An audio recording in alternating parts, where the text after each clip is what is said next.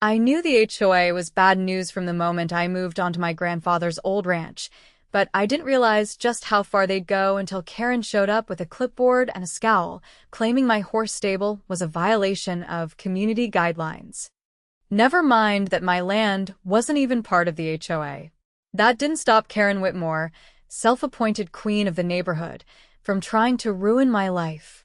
Xander, this structure is unsightly and against regulations, she declared, jabbing her pen at my stable like it personally offended her. I leaned against the fence, arms crossed. Karren, this property isn't under HOA jurisdiction. You have no say over what I do here. She pursed her lips, clearly not used to being challenged. It affects the aesthetic of the neighborhood. I glanced at my stables, freshly painted, well-maintained, and surrounded by acres of open land.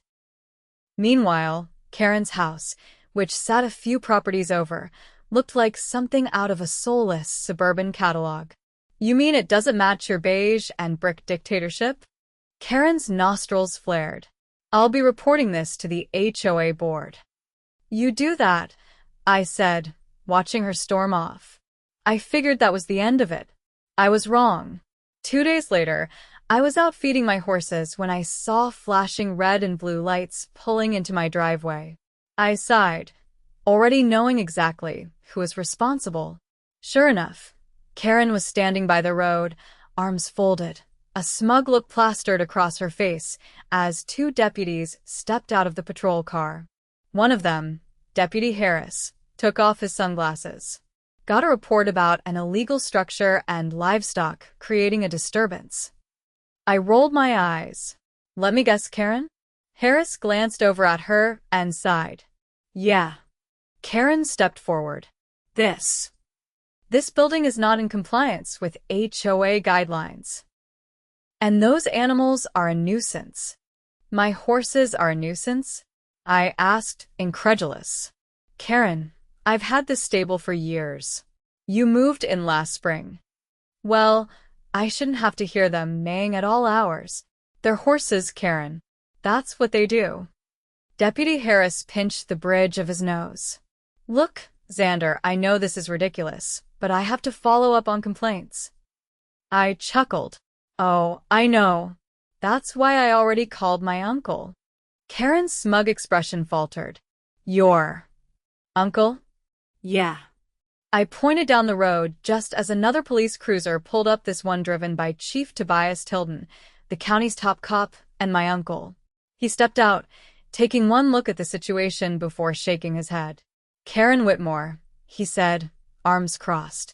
Again? Karren's face turned pale. Chief Tilden, let me make something very clear, my uncle interrupted. This property is not under HOA jurisdiction. Xander has every legal right to maintain his stables and keep his horses. Calling in false complaints is a misuse of police resources. Karren's mouth opened and closed like a fish gasping for air. I was just trying to maintain property values. My uncle stared her down. The only thing driving property values down is harassment. If this happens again, you could be facing fines or worse. Karren's face turned beet red. Without another word, she spun on her heel and marched off. Harris smirked. Well, that was entertaining. I clapped him on the shoulder. Next time she calls, just forward it to my uncle directly. He chuckled. Might just do that. As the police cars pulled away, I turned back to my horses, shaking my head. I had a feeling Karren wasn't done yet. But if she wanted a war, she'd find out soon enough. I wasn't the type to back down. I knew Karren wasn't the type to accept defeat gracefully, but I didn't expect her to escalate so soon. The very next morning, I stepped outside with a cup of coffee and nearly dropped it when I saw a group of men unloading construction materials onto the edge of my property. A large sign was staked into the ground near the road, reading, Future HOA Community Park sponsored by the HOA Board. I set my coffee down on the porch railing and strode over.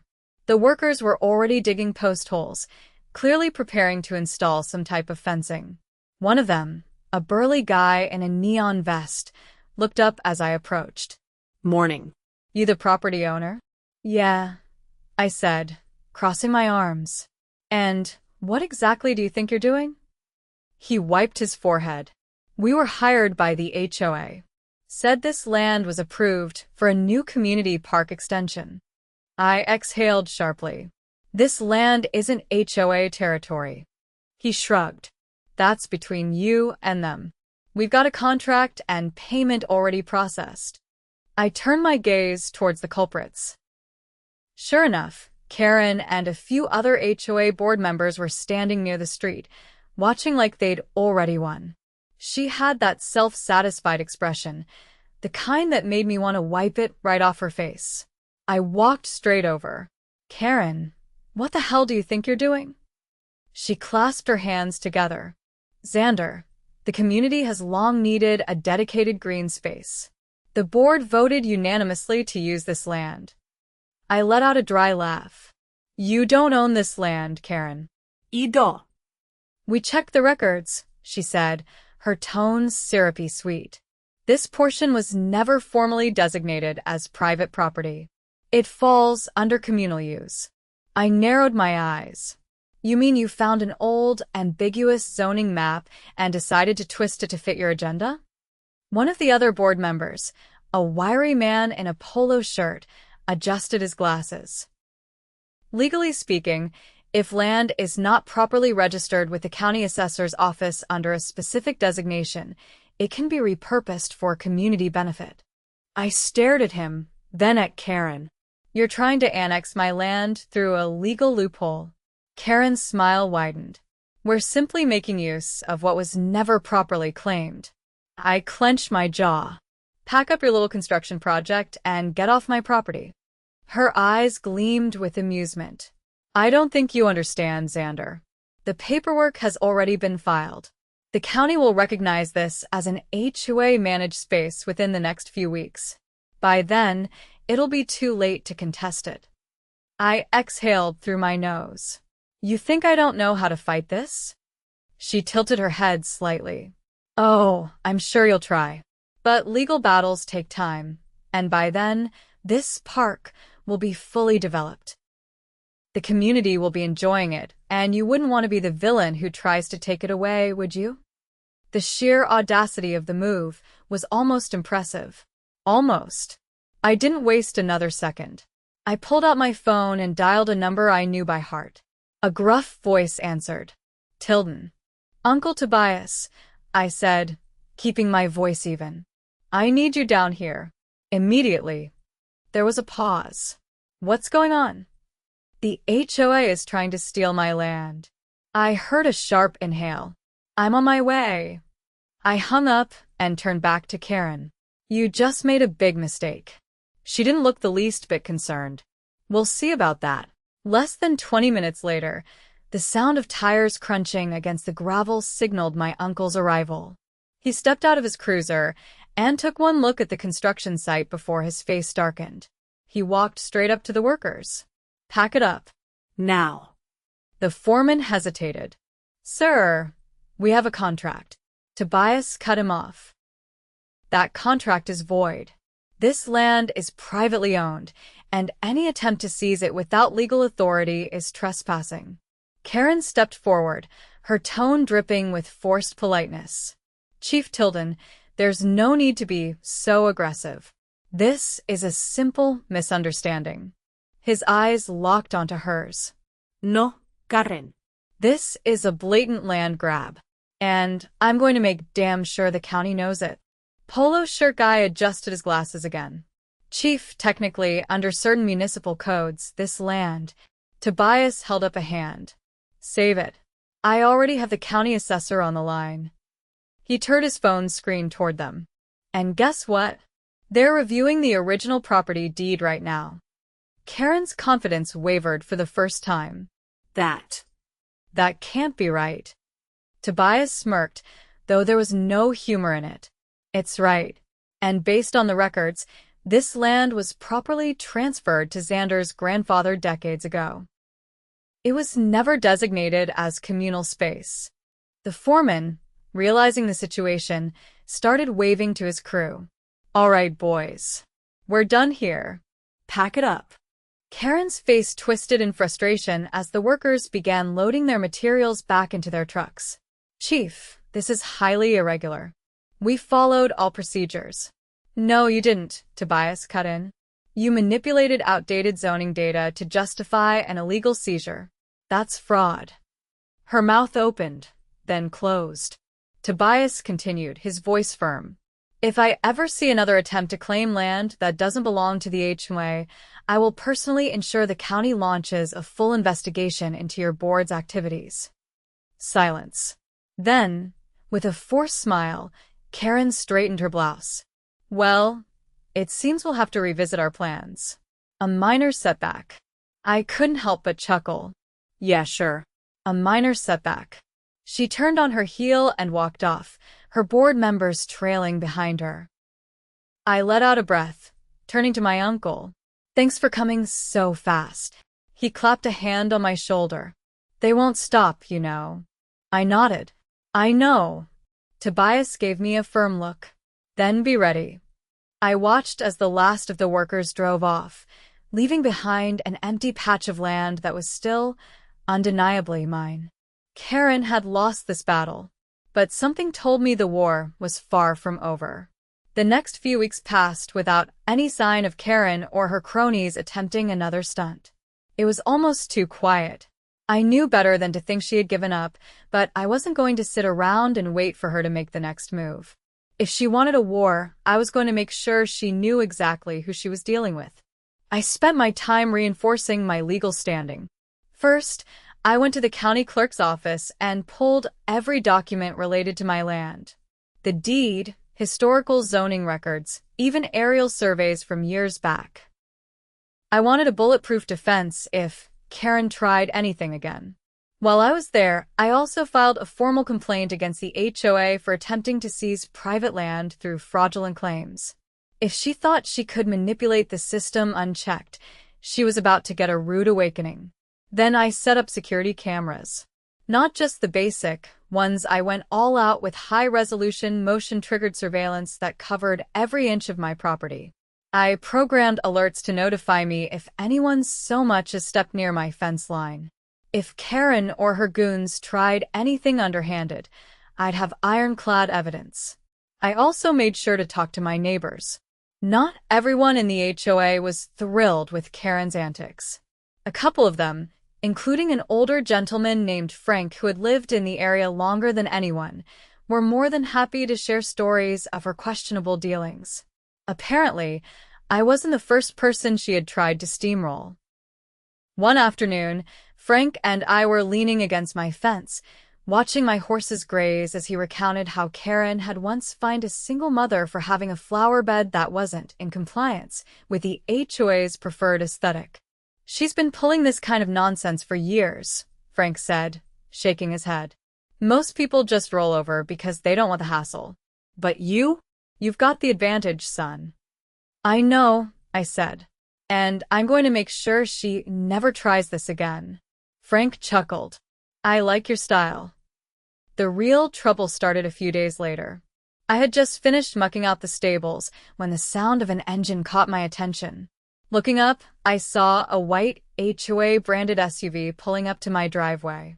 Karren stepped out, dressed in a crisp blazer despite the sweltering heat, her expression unreadable. I wiped my hands on a rag and met her at the gate. Something I can help you with? She glanced around, as if surveying my property for violations. I wanted to have a civil conversation. I raised an eyebrow. That would be a first. She ignored the jab. The HOA board had a meeting. We've decided to extend an offer. I folded my arms, waiting. Her lips curled slightly. We're willing to drop any and all concerns about your property, no further complaints, no enforcement actions if you agree to sell a portion of your land to the HOA. I let out a short laugh. You mean the same land you tried to steal? This is a legal offer, she said, keeping her tone even. You'd be compensated fairly. I shook my head. Not interested. Her expression tightened. You haven't even heard the terms. I don't need to. My land isn't for sale. Not to you, not to the HOA, not to anyone. There was a flicker of something in her eyes, frustration, maybe even desperation, but she masked it quickly. You're being unreasonable. I leaned against the gate. No, Karren. You're the one who's unreasonable. You've harassed me, wasted police time, and tried to pull a legal trick to steal my land. And now you want me to just hand it over? She inhaled sharply, clearly not used to facing this kind of resistance. This isn't over. I smiled. I know. She turned on her heel and got back into her SUV, slamming the door harder than necessary before driving off. That night, my motion alerts went off. I grabbed my phone and checked the camera feeds. A figure was creeping along my fence line, flashlight in hand. They were examining the property markers, the same ones I had double-checked at the county office. I wasted no time making a call. Less than 15 minutes later, flashing blue and red lights illuminated the night. My uncle stepped out of his cruiser, his expression grim as he surveyed the scene. The figure, now detained by another officer, turned out to be one of Karren's board members, polo shirt guy. Tobias walked up to me. Caught him trying to tamper with the property markers. I exhaled through my nose. Let me guess. He was trying to move them to make it look like my land wasn't actually mine? My uncle nodded. Pretty much. Polo shirt guy stammered out an excuse, something about clarifying boundaries, but Tobias wasn't having it.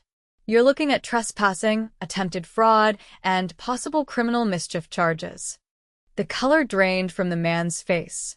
It was just a misunderstanding. Tobias turned to me. You want to press charges?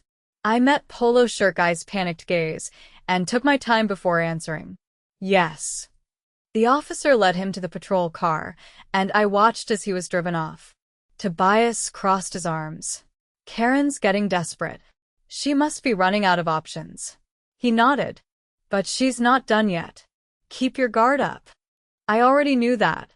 Karren had played her hand, but I wasn't just going to defend myself anymore. It was time to go on the offensive.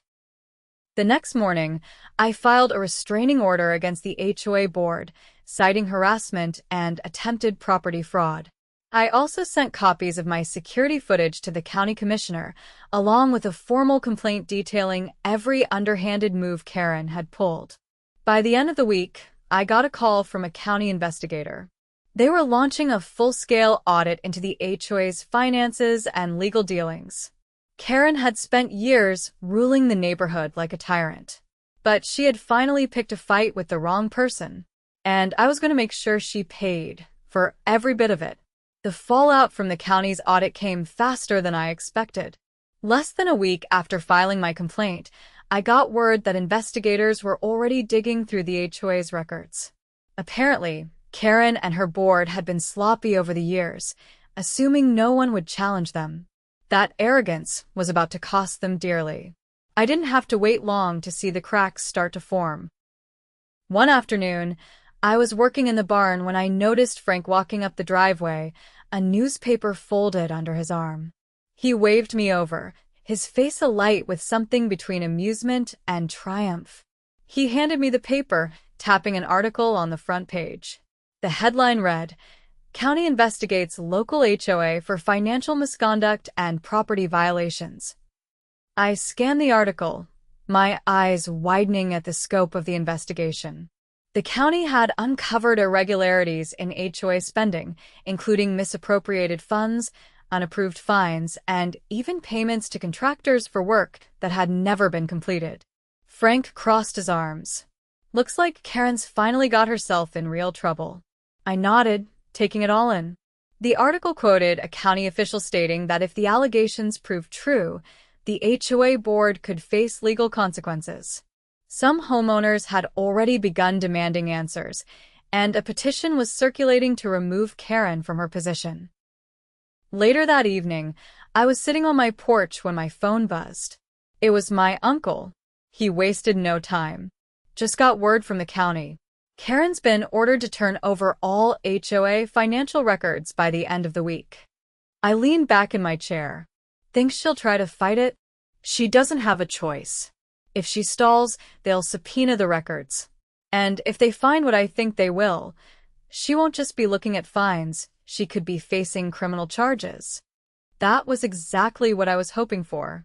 Karren had spent years terrorizing homeowners, believing she was untouchable. Now, her empire was crumbling. The next day, I decided to pay a visit to the community center, where the HOA board was holding an emergency meeting. When I arrived, I could hear the raised voices before I even stepped inside. The room was packed with angry homeowners, all demanding answers. Karren stood at the front, her usual air of superiority beginning to crack under the pressure. Her attempts to maintain control were failing. People weren't buying her excuses anymore. One homeowner, a woman named Lisa, was holding up a copy of the same newspaper Frank had shown me. "We want to know where our money has been going, Karren. How do you explain this?" Karren's jaw tightened. "These allegations are baseless. The HOA has always acted in the best interests of the community." A man in the back scoffed. "Then why is the county investigating you?" Another homeowner chimed in. "And why were you trying to steal Xander's land?" That got everyone talking at once, voices overlapping in frustration. Karren raised her hands, trying to regain some semblance of control. "I did no such thing. That land was a disputed area, and we were within our rights too. I decided that was my cue." I stepped forward, making sure my voice carried over the noise. "That's a lie, and you know it." The room fell silent as all eyes turned to me. Karren's face darkened. "You have no business here." I held up a folder. "Actually, I do. I've got copies of the original property records proving my land was never HOA jurisdiction. And I've also got security footage of one of your board members trespassing and trying to tamper with my property markers." Murmurs spread through the crowd.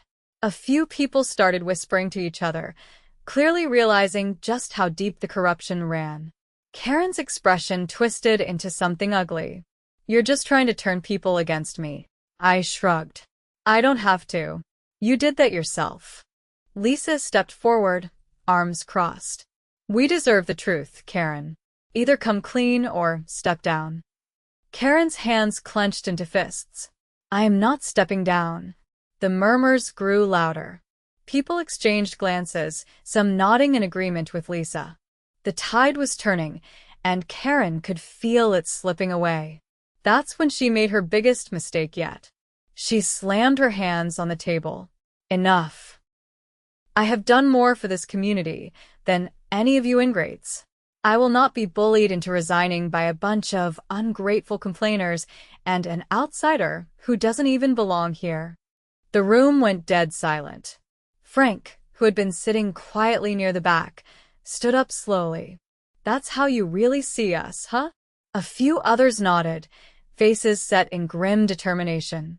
One man muttered, "I've had enough of this." Lisa grabbed a clipboard from a nearby table. "If anyone else wants Karren removed from the board, sign this petition. We'll submit it to the county and hold a vote." Within seconds, people were lining up to sign. Karren's face turned red. "You can't do this." I met her gaze. "Watch them."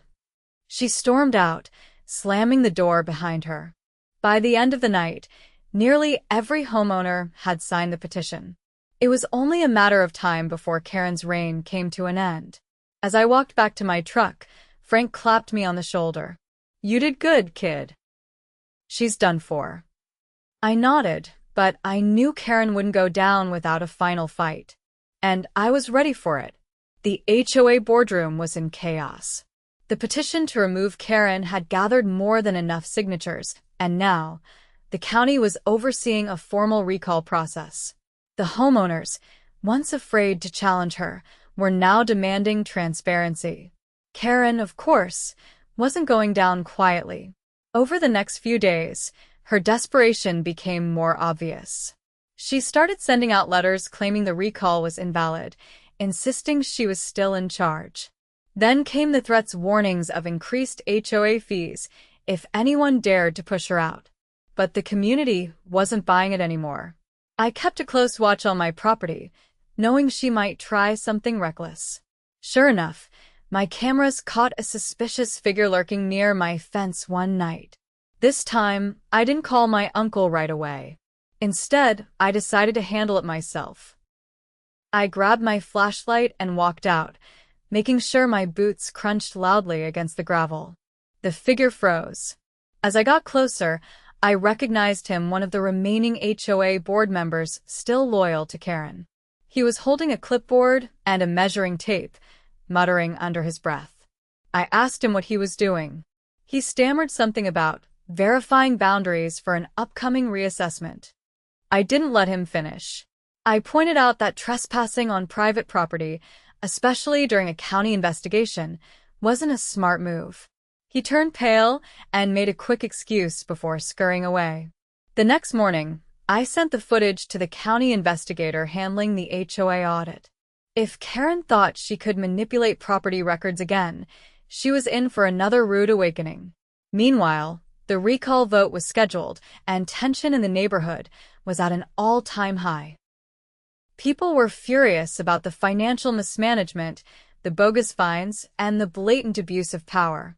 The HOA's legal counsel even started distancing themselves from Karren, realizing she was a sinking ship. Then came the final stunt. On the day of the recall vote, Karren showed up with a stack of documents, claiming she had found a loophole that invalidated the entire process. She stormed into the meeting house, demanding to speak. The county officials overseeing the vote allowed her a few minutes, but it was clear no one was interested in her excuses. She rattled off technical jargon, trying to confuse the homeowners. But this time, they weren't intimidated.